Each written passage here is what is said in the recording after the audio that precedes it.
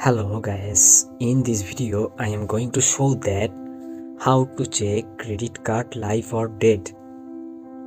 So there are many sites available on the internet to verify credit card is live or dead, but the charge for it approx 0.001 price may vary.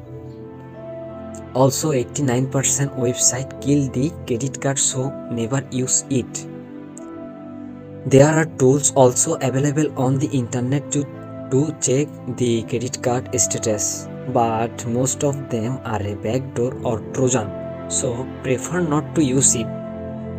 As such, there is no easy method to check it.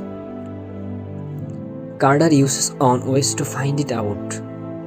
One of the ways is most cardar go to pawn site, buy a membership and confirm the credit card is live and proceed with carding. So guys, never check credit card online any website. Allah Hafiz guys, see you next video. Thank you.